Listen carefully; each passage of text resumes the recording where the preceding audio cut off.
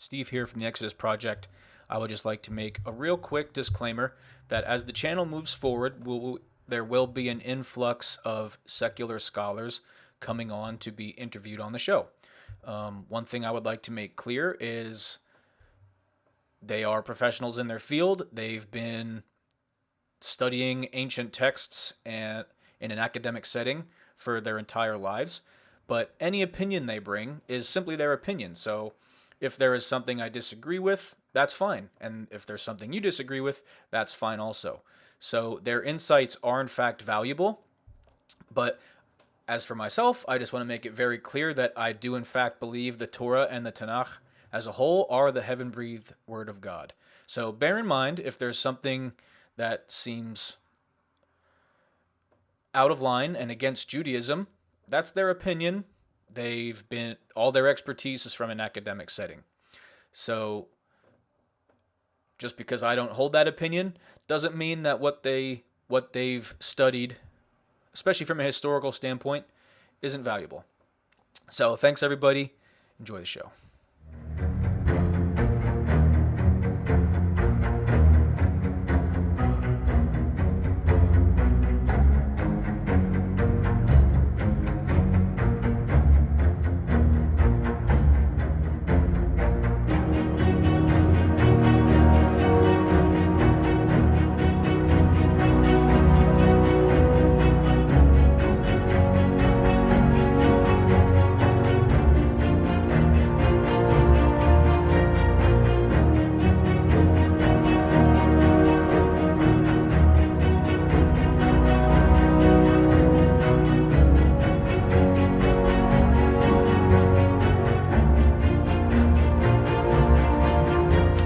Welcome back, everyone. This is another episode of the Exodus Project. I'm joined with Dr. Robert M. Price. I have some of his books linked in the description, so be sure to hop down there, check those out, pick yourself one up. Brilliant stuff. If I could make, actually, is there anyone in particular you would suggest? I do believe there's about 4 or 5 down there. But if you had to make a suggestion, which one would you say? Oh, maybe to get an idea of the basic thing I'm working from, maybe The Incredible Shrinking Son of Man, because it analyzes the whole historical Jesus and gospel story thing in terms of mythic parallels and comparative religion and probable social background and so on. And I think that, and I believe it's not in hyper abstruse language. I think anybody, I mean, look at the title, it's based on Right. 50 sci-fi flick. But I think that would be a good ground zero and to start with. Cool. Awesome. So yeah, check that out, everyone. Description of the video helps out. We all appreciate it. But before we get started, hit that subscribe button, turn on the notifications, give Dr. Price and I a big thumbs up. And today we are going to take a turn into something that I haven't really talked about on the channel before, but I find it extremely interesting. And it's something that Dr. Price and I both find very interesting. And, you know, just something in our spare time that we really enjoy. And that's modern mythology. Right? Whether it be comic books, Lord of the Rings, Star Wars, whatever it be, these modern mythological stories, they're really built off of literary devices and ideas and even stories that came prior. And before I let you off the leash, Dr. Price, I just want to share something. My dad and I, my family and I were in Pittsburgh this past weekend. And my dad and I were walking around as my mom and my wife were shopping. We were like following behind as good husbands do, right? And my dad and I got talking about, you know, just religion and stuff. And my dad goes, you know, I wasn't raised in anything like this. And he says something that really stuck with me is that anytime you hear someone talk about, you know, Jesus or the New Testament, the gospel, right? They call it the greatest story ever told. And it's like a huge selling point. And he says to me, he goes, and that's really all it is. It's a story. He's like, if you read the Gospels, you just keep getting a more and more in-depth story with every gospel you read. And me and my dad really don't talk about this stuff too often. So it makes me wonder if he's watching the channel a lot, but it just like blew my mind. It was like, wow, you totally get it. Like it's a story, the greatest story ever told. It was built off stories, and as we're going to discuss, it's influenced stories, right? So what do you think about that? Well, for one thing, I gather your dad did not have the same church background you had recently, right? With the No, United Pentecostal my Church. dad, I guess, I think he went to church maybe once in a while with his grandparents. So I think he was church. I think he went to like a Church of Christ and Huh, would go along with my mom to the Pentecostal church every once in a while. huh. But yeah, I was definitely much more devoted than he was. But yeah, I found it very interesting that he said that. Wow, yeah. Yeah, I could never tell whether my father, he said for him, religion had to be kept childlike and simple. And I could never tell whether he meant he wanted to just stick with a basic fundamentalism or if he meant that he was almost agnostic and that all of the doctrines of religion meant nothing to him. But I don't know. It's a lot of my parishioners were like that in the church I pastored for about 6 years. I couldn't really tell what most of them believed, and it really didn't matter since I wasn't up there at the pulpit cheerleading for the Nicene Creed or something. It's easy to just zero in on wisdom in different passages of the Bible and expostulate on that and to encourage and exhort. And so Right, right. it's funny, maybe the doctrine is not paramount after all. With the Pentecostals, though, it's quite interesting that they have a notion akin to that of superpowers, because in the New Testament, of course, it's not just Jesus. It's like he's the head of the whole Green Lantern Corps, Yeah. because he says, "Whoever follows me will do my works, and even greater works will he do."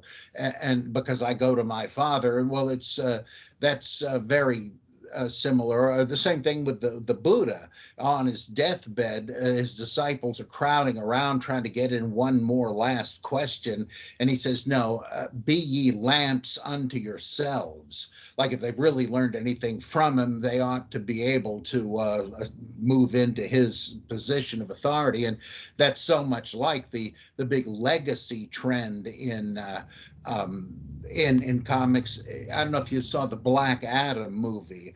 I think I'm the only one who enjoyed it, but I I, really I thought it did. was okay. I didn't think it deserved all the hate that it got. Yeah, that baffles me. And that was taking off from the what are they? Oh my gosh, the two guys that did it. One is the big creative genius at DC. The guy that was just recently fired, or no? I don't even know. I don't follow it. James Gunn or Zack Snyder? I'm not sure. Oh no, in the comics. Oh, in the comics themselves. Okay, okay. Well, David Goyer, and who's worked with the Batman movies, the Christian Bale ones, and Jeff Geoff Jeff Johns, I think. These guys kind of cut their teeth at DC doing the JSA series in the, I guess, mid to late 90s. And the idea was that the old Justice Society, most of them had retired. There were a few left in the ranks, like the Flash, the Green Lantern, and Wildcat, and so forth. But the other ones were like Star Trek: The Next Generation. You had Al Pratt, the Atom, wasn't there anymore, but you had his nephew. Somebody Roth, Roth, who was the Atom Smasher, and Oh, various. Dr. Fate was still there, but instead of Superman, you had Power Girl, and instead of Right. Batman, the Huntress, and so forth, and loads of those. Instead of the Sandman, you had his old sidekick, Sandy the Golden Boy, who'd grown up and now he was Sand. There was a new Dr. Midnight, a new Mr. Terrific, and it was done very well. That's sort of risky because otherwise you're left thinking, boy, you can keep these palookas. I want the real thing. But they did it well enough that they became the real thing, and that was the premise of this shrunken, half novice JSA in the Black Adam movie. In fact, Black Adam becomes a member of the Justice Society in those comics. I don't know if they were leading up to that or not in the movie, but that modernization of it worked pretty well, and sometimes it doesn't. Like Roy Thomas tried to update the Justice Society back, I guess, in the early 80s, and I thought that was just a wreck. But the same thing, I guess it depends on who is handling it. Now I've lost the train of thought. Where the heck was I going before I started all that bloviation? But it does go on and is updated and retconned and rebooted and all that to update it. And sometimes that is disastrous, but they new takes on old themes. But that's how mythology evolves. That's why you can point to Christian images, biblical things that look suspiciously like pagan and Roman, Sumerian, Babylonian stories like the flood myths and various versions of the Garden of Eden myth and so on. People say, oh, what's this? The Bible writers plagiarized all that stuff. That's just like fundamentalists who switch teams, but they're playing the same game. Right. There was no plagiarism. It's like that myths are retooled and grow and are retold. And to see the continuity of it provides a kind of depth that shows the profundity of it. Like, right. What's going on in the Garden of Eden myth? Originally, I think it was not even about the fall of humanity into sin. It had to do with politics between the serpent god Nehushtan, worshipped in the Jerusalem temple for centuries, and Jehovah.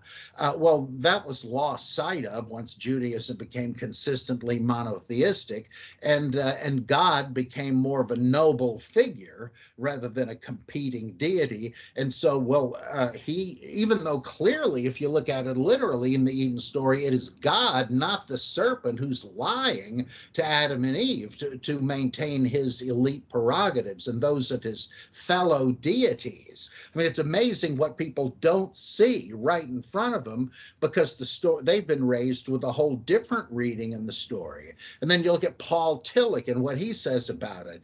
He says you can't really say that the human race was created in chapter 2, but fell in chapter 3 with the eating of the fruit and all that stuff. No, the whole thing is the creation, because human nature, positive and negative, depends on distancing yourself from God and standing on your own 2 feet. Well, this guy was profound psychologically and philosophically, and it just grows and grows. And so to me, or the thing that conservative Christians hate the most is the idea that the death and resurrection of Jesus is patterned on that of, or at least shares the pattern with several other dying and rising savior gods from the general area. They think, oh, you're trying to debunk Christianity. No, I can see how you feel that way, but rather I look at this as a kind of an opportunity to see the great historical depth of it. Why were people always telling different versions of this story? Well, it all has to do with, like in the Epistle of the Romans, you have died and risen with Christ. It's an initiation into a kind of rebirth that religion makes possible. It isn't, I mean, if you reduce religion to a bunch of freak phenomena, Oh, no, wait a minute. This guy really died and came back to life. You're just making it like Leonard Nimoy with In Search Of. You might as well make the Abominable Snowman or Bigfoot into saints. Is it just a freak show, or are these symbols about something we undergo? And that's why, in my humble opinion, I guess this is where I was trying to get to before senility took over, when it's a story, people are very exercised to try to either deny that the gospel Jesus was not the way it really was, or to say, well, no, that can't be what happened, but we need to know what happened. So let's get rid of all of the mythical amplification. They're both missing the boat, I think, because the idea is it's as a story that it has power. When you read, like, great example, I think, is when Jesus shows up at the Sea of Galilee and calls Peter and Andrew and then James and John to drop everything. Apparently, they don't even know this guy from Adam, but they sense that this is the voice of destiny calling them to something greater, and they say, okay, to hell with it, let's go.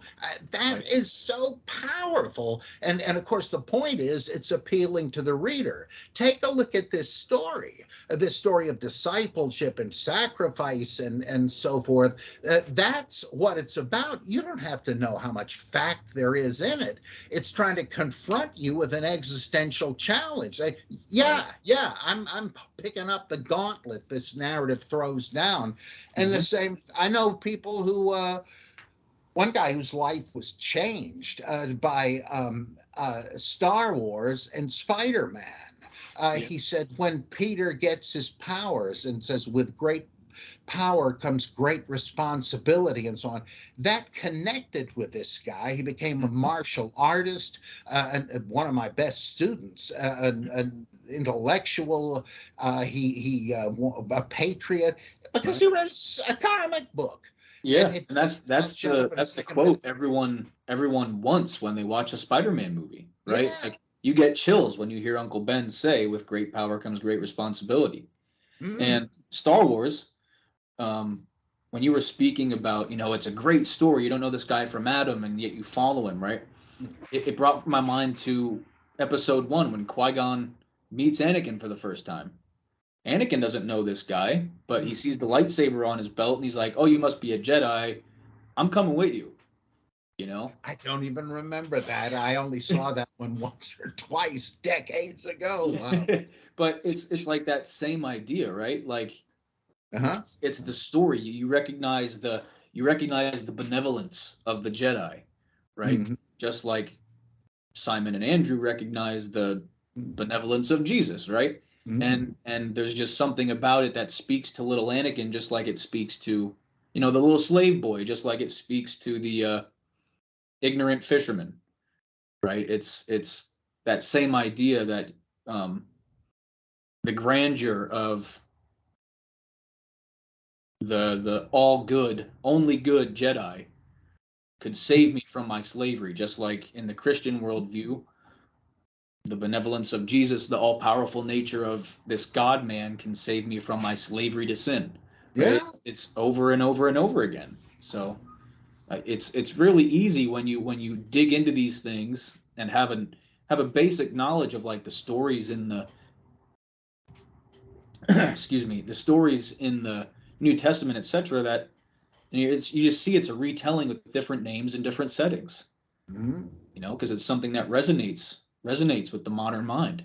Yeah, and it gets updated. Well, I mean, it's no accident because George Lucas was kind of a disciple of Joseph Campbell and consciously modeled the thing. Obviously and explicitly, Luke Skywalker is his homage to Flash Gordon, as Luke admitted. But that's not all there is to it, because he understood from Joseph Campbell that the story of Luke just being some kid on the farm, but getting alert to a call of destiny and doing great things. That's the story that everybody is trying to live out, which is why Campbell called his most famous book The Hero with a Thousand Faces. One of them's yours. These stories are a kind of a subconscious script for saying, yeah, I can achieve, I can overcome. It's not going to be easy, and I may well seem to have failed, but look at these stories. This is probably not the end of it. I got to keep going. Mm-hmm. I don't see how you can improve on that. And it's so profound, and it doesn't kill you when you hear about idiot parents that say, what are you doing wasting your time with those comic books? Let's burn them. Man, no. You don't know what you're talking about. I don't know what they're getting in church or Sunday school, but even prisoners in jail love comics, and they identify with Batman and Superman, not with the bad guys. So they're already kind of elevated by this example. It's just so, to me and to you, so obviously profound, in the same way the ancient myths were. Like Hercules, is that stupid because there wasn't actually a historical Hercules? It's just a one last example, the worst of all. In the Oedipus cycle of Sophocles, I guess it is, there's this great story where this guy who doesn't even know who he is, he's an orphan, he eventually becomes king of the city of Thebes, and a plague breaks out. He's lionized and made king because he killed the Sphinx, who was this monster that would bar anybody from entering into the city. Well, he meets him on the road, outwits him with the riddle he used to use to intimidate people, and kills him. And then there's some guy who tries to stop him, and he's forced to fight him and kills him. Little did he know that the guy was his own father, who was the actual king of Thebes, who had gone out to try to beat the Sphinx and didn't have to. His son did. But he doesn't know this. But he goes in and said, well, I left a big monster out there. I don't know what the heck he was. You killed the Sphinx? Hey, this guy needs to be king. And things go fine for a while, but then this plague breaks out. Well, they figured we must have displeased the gods somehow. So Oedipus sends, I guess it's Tiresias or one of them, to the oracle of Apollo and said, why are we suffering from this? And said, well, it's because Dr. Fauci engaged in no, I got the wrong one, sorry. We had this plague because you never bothered finding out what happened to your old king. You just disappeared. You didn't care? Oh, yeah, right. We're so happy to have Oedipus. We just sort of forgot about the Laertes, I think it was. And so to stop this, you got to find out and give him due funeral honors and all that. Okay, let's go. And he sends out the FBI to try to figure it out.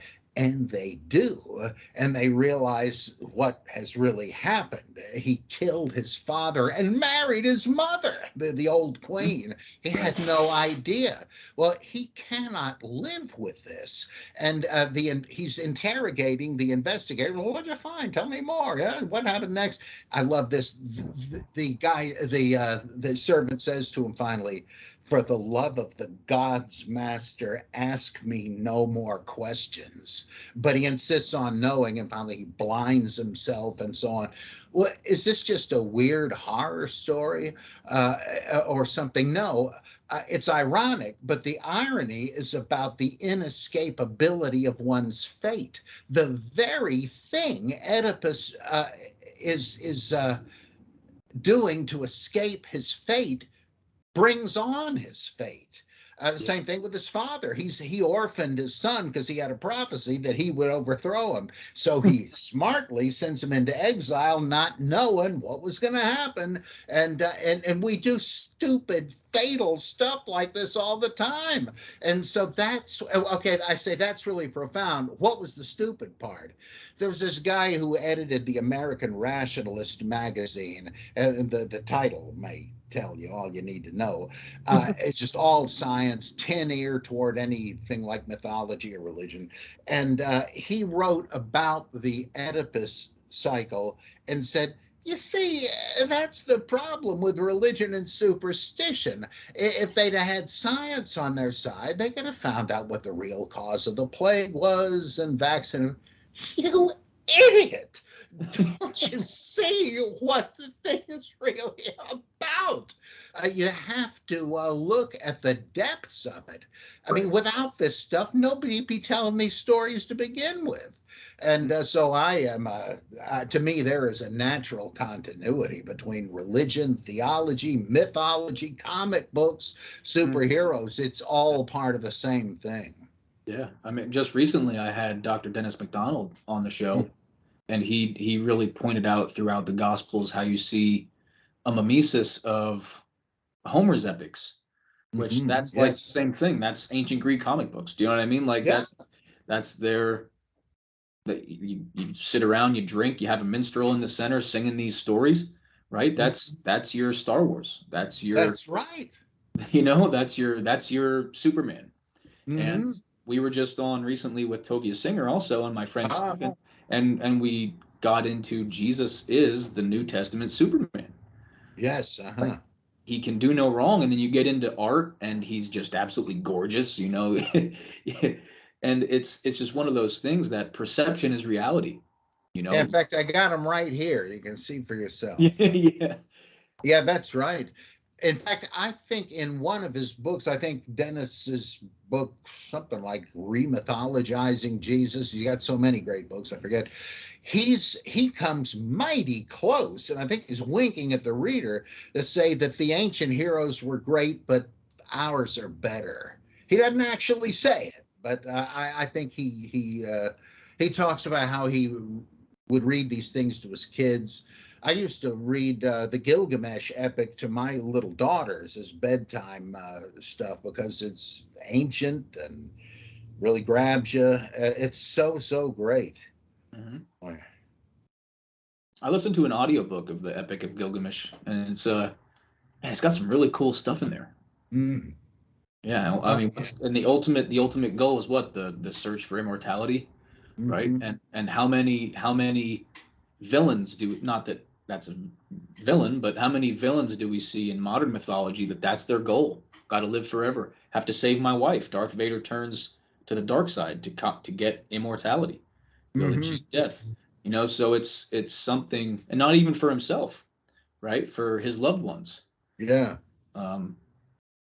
So it's mind blowing sometimes. The give and take, and as you said, the natural reoccurrence of these stories. And sometimes I think it might even just be subconscious. It's just that's what the author knows, and that's what's going to come in, or that's what's going to come out onto the paper, you know. And how did the first storytellers start telling this stuff? They had an open channel to the collective unconscious, and these archetypes will always try to manifest themselves from the unconscious to the conscious mind in geometric shapes, in mandalas, in symbols, numbers, and narratives, stock characters that occur again and again, like the donor character. Usually the hero receives some sort of magic weapon or is given superpowers. The alien Green Lantern gives Hal Jordan his power ring, and now he can become a superhero. Billy Batson meets up with the ancient kid wizard Shazam. Well, he's already like a crusading kid reporter, but now he's got the wisdom of Solomon, the strength of Hercules, and all this stuff. And he wouldn't have had it if not for the wizard Shazam. And on you can come up with endless examples of this. And, it's no accident. Right. Marvel. I mean, Marvel and DC both even use mythology we're aware of. Or I don't know if you saw the Love and Thunder Thor movie. Yeah. Highly irritating, but it was fun in many ways. Yeah, it was fun. But you get the whole point is killing off gods, and you see gods from every polytheon in there, right? Like the head of the divine council, right, is Zeus. So it's clearly it's conceding to things that we're aware of and making it entertaining. And one thing I find very intriguing with the Gospel of Mark is how it almost reads like a hero epic, right? It's like the reader knows something that none of the characters know besides Jesus himself, right? So it's like I got the insider information.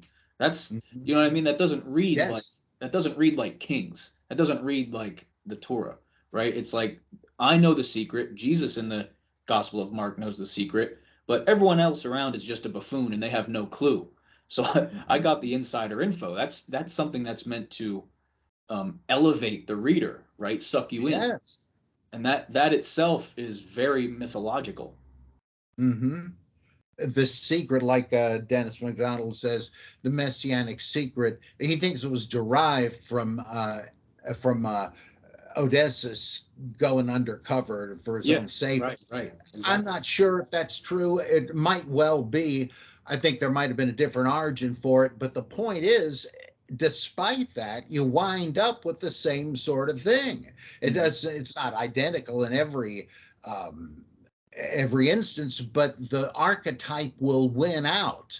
The idea of the undercover hero on his mission, it's going to wind up there no matter what plot device they use to get it there. Or the death of Jesus. We're so used to hearing that, it's all about the atoning death of Jesus, and when in fact there's very little about that in the Gospels. And like you say, the hero epic, the more obvious pattern is, well, just like it says in one of Peter's sermons in Acts, you put him to death, but God raised him up. You can't keep a good man down. It's the darkness before the dawn. The great reversal that makes the hero's victory all the more spectacular. And that's why Mark is basically a heroic epic. Oh, yeah. Yeah, and that messianic secret, it's very much like your masked superhero, right? Ain't it the truth? Yes. Open the beginning of a comic book, Spider-Man. Let's take Spider-Man. You open a Spider-Man comic book. I know it's Peter Parker, but no one else does. Everyone else has no idea who Spider-Man is. How's that any different? Like the first line of Mark is, this is the gospel of Jesus according to Mark, right? So outright, I know that according to Mark, Jesus is what they consider the Messiah, right? But till the very end, no one else does, except maybe like one person gets it right, and even then they get scorned because, whatever. But that's very similar to, I know Spider-Man's secret. I know Iron Man's secret. I know all these things. Maybe not Iron Man, because he's kind of a narcissist, but well, he maintained the secret for decades, but finally in the comics, I think the Civil War plot line, and in the movie, he just to hell with I'm Iron Man. And it didn't really matter, because by that time, his Tony Stark identity, like Clark Kent, is really just a disguise. The real him is the heroic persona he's become. Right. Oh, and that's a very cool in Endgame. That's a good way that they made Iron Man more relatable, is because after the snap and everyone's gone, that kind of like switches around. Like, I'm not Iron Man anymore. I have a kid. I have a wife. I'm Tony Stark now. And when they find out, we have a chance to bring them all back, it's like Iron Man comes back. So That's right. Yeah. it's a very cool like flipping of the coin, you know. Mhm. So throughout all the other movies, you know, I am Iron Man, you know, but Yeah. when he finally has something that's near and dear to him that he could have lost, the Tony Stark comes out. Mm. That's a neat. Yeah. Very definitely. Yeah. In a way that. National debt relief. Oh my God. See, that's uh, it's like even in what is it? Infinity War, he's a hero, but then it all collapses, and it seems like Armageddon has been fought and lost. And so, what's the point of it's the twilight of the heroes, the Heldendemerung, and so well that's over. And Captain America, interestingly, is found leading a therapy group. Which is just how he met Sam Wilson in the second Captain America movie. He had retired from the battle, but then rejoined. It's the same sort of thing. It's fascinating. Right, right. Mm. Yeah, it's cool stuff, and it's cool to see how it's just recycling over and over again. I think I've got Lex Luthor calling me here. Let me get this. Yeah, I think I got the ringer off. Yeah, boy. Yeah, it's so. Oh, in fact, one thing about the secret identities. One thing I said in that essay, Comic Book Christs, there are some kind of abstruse things in Christology. You wonder, how did their brains not explode working on this stuff? It really goes into philosophy more than mythology at that point. The divine and human natures, how are they balanced off? Are they mixed or fused or separated or whatever, as if anybody could tell. One way of understanding possibly the most abstruse outcome of all that musing was when they said, okay, here's how the humanity and divinity of Jesus are related. His humanity is anhypostatic. What does that mean? Basically, though Jesus of Nazareth was a genuine human being, not just a suit made of flesh that God is disguised in, there's a genuine human being there, but there wouldn't have been if God didn't have the plan of salvation to become incarnate. And because of that, he needed a special guy to be born to be the vessel of divinity. Well, I suddenly realized that's what Clark Kent is.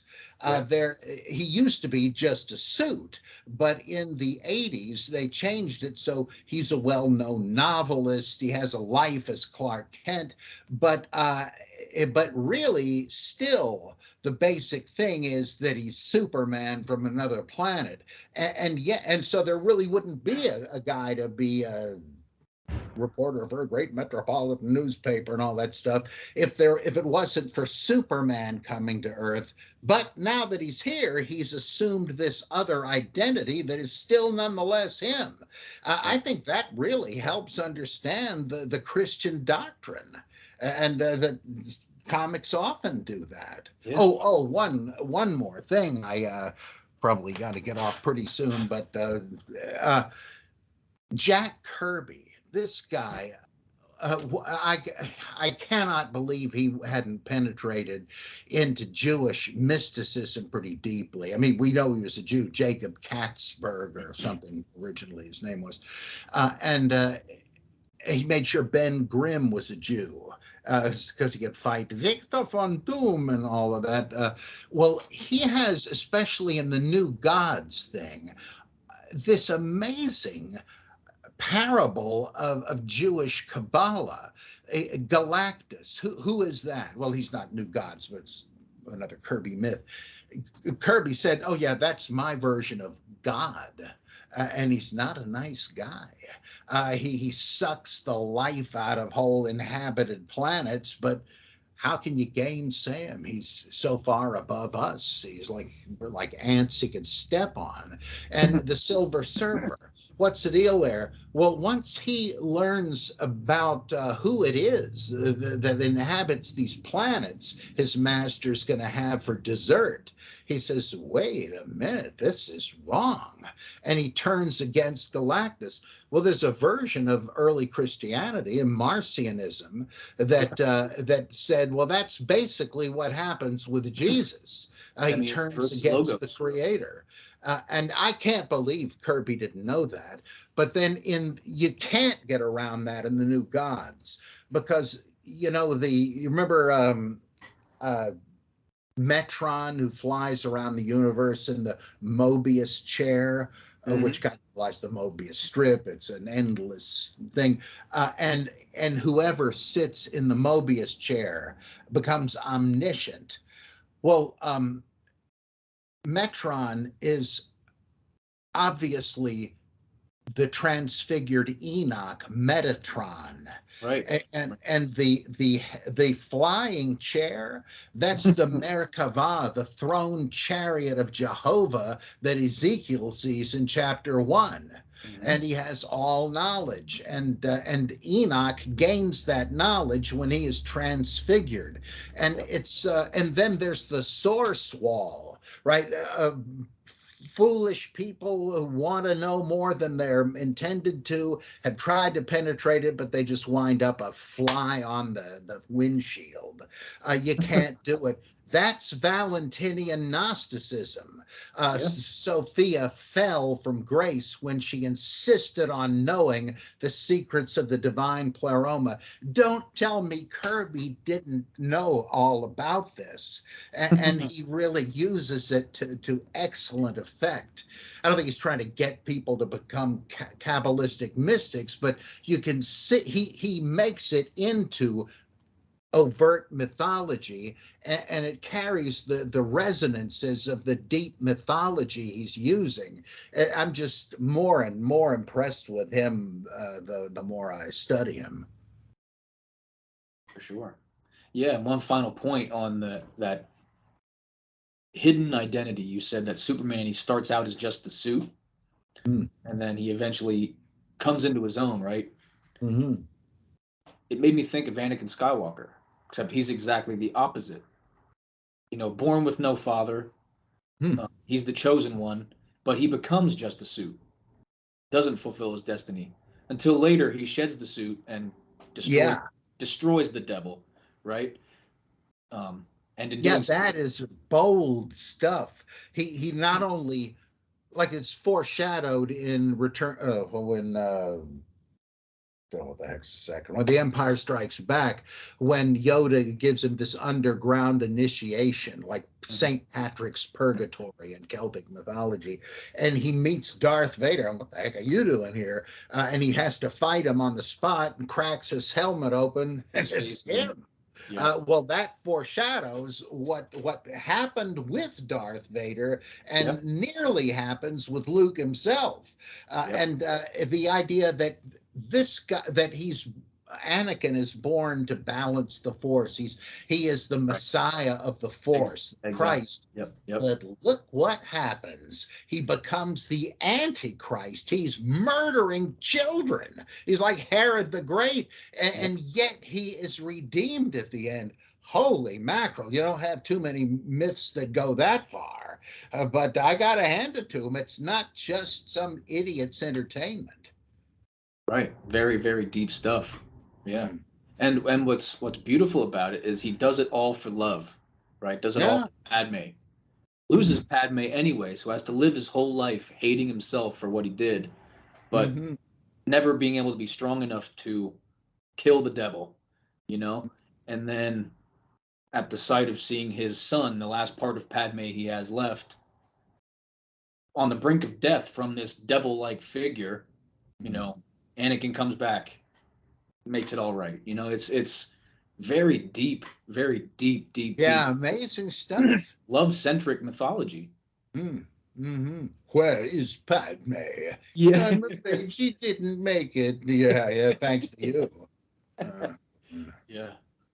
Oh boy, I love Darth Vader. I met David Prowse once and got him to autograph a picture of Darth Vader. Yeah, oh boy. Big man. Were you looking up at him? I have the 4 foot midget version over here next to me. Certainly no David Prowse. Oh boy, that's great.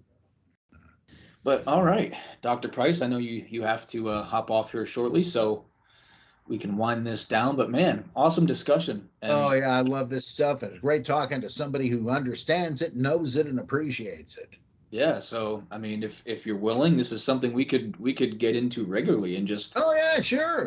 just nerd out, Yeah, right? yeah. That's doing people a favor because a lot of them don't understand the profundity and the spiritual dimension of pop culture, and they'll profit if they wake up to it. Yeah, right. But yeah, everybody, like I said in the beginning, hit the description, grab some of Dr. Price's books. The links, you follow the link, it takes you right to the book on Amazon. So be sure to check that out. Any final words before we sign off? Oh, well, one book you could look forward to, I know I am. I finally pretty much finished it. It's called Houses of the Holy, a higher critical survey of the world religions. And I try to explain the beliefs, the history of 12 religions, the major ones that everybody's heard of, and then a whole bunch of even more interesting, obscure ones like the Yazidis, the Mandeans, stuff like that. And it's a lot of fun, and as well as a lot of knowledge. And I think people that understand the link between all these things would get a big kick out of it. Cool. Awesome. Sounds great. Yeah, and when it's ready, I'll pop that one in the description as well. Oh, I appreciate it. Yeah, for sure. But all right, everybody. I'm Steve Eisenhower. This was the Exodus Project, Dr. Robert M. Price, and we'll see you next time, everyone.